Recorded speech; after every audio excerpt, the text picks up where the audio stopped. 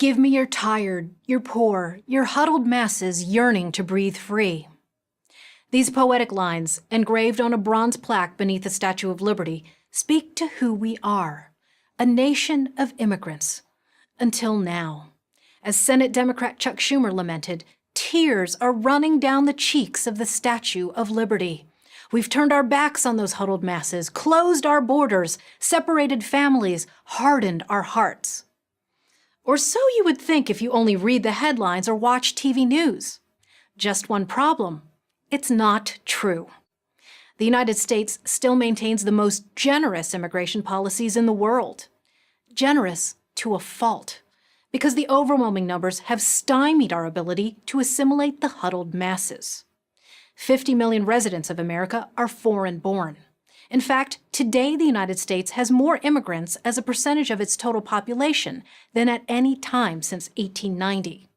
That's why, to give one illustration, 176 different languages are spoken among students in the New York City school system. How did we get here? For starters, America grants permanent residence to 1 million people every single year. And that's just the tip of the iceberg because of something you've probably heard referred to as chain migration. Chain migration allows immigrants to sponsor not only their immediate family, parents, spouses, and children under age 21, but much of their extended family once they gain citizenship, unmarried adult children and any children they might have, married adult children and their children, and brothers and sisters and their children. Princeton University researchers, using the most recently available data, found that immigrants sponsored an average of 3.45 additional relatives each. So the 1 million immigrants granted permanent residence each year potentially adds, over time, another 3.5 million. In addition, an estimated 100,000 refugees and asylum seekers, people who claim to be fleeing political or personal strife abroad, enter the country annually. From 2008 to 2017, the U.S. gave green cards to well over 1 million people for humanitarian reasons, allowing them to live and work here permanently. After 5 years, they can apply for full citizenship. We're not done yet.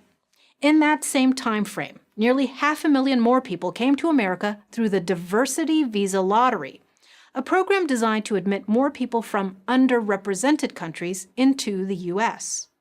Diversity visa applicants don't need a high school education, job skills, or pretty much anything.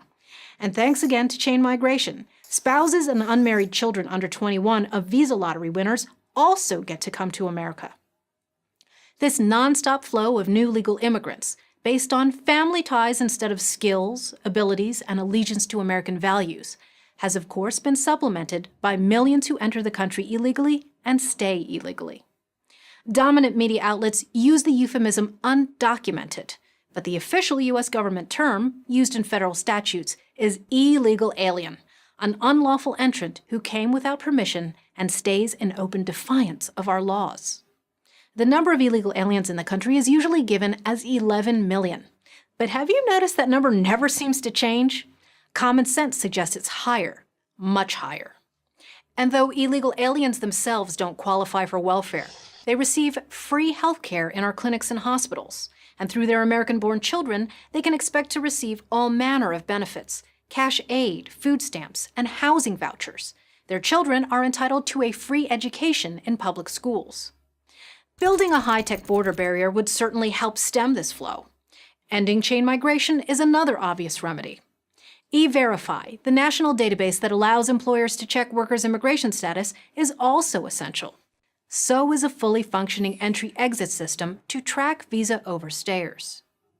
But all solutions will ultimately fail unless we get control of the numbers and enforce our laws consistently. It's Sovereignty 101. This is our home, and we have not only the right, but the responsibility to determine who comes in, how many come in, and what qualities and qualifications they bring. The truth is, we let in millions, and of course, millions more want to come. Who can blame them?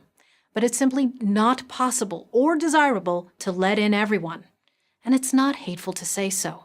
It's not hateful to protect our borders. It's not hateful to protect our citizens. It's not hateful to protect our values. Lady Liberty may be shedding tears, not because we've stopped welcoming immigrants, but because our ill-conceived immigration policies are threatening the American dream. I'm Michelle Malkin, CRTV host and author of Invasion and Sold Out for Prager University.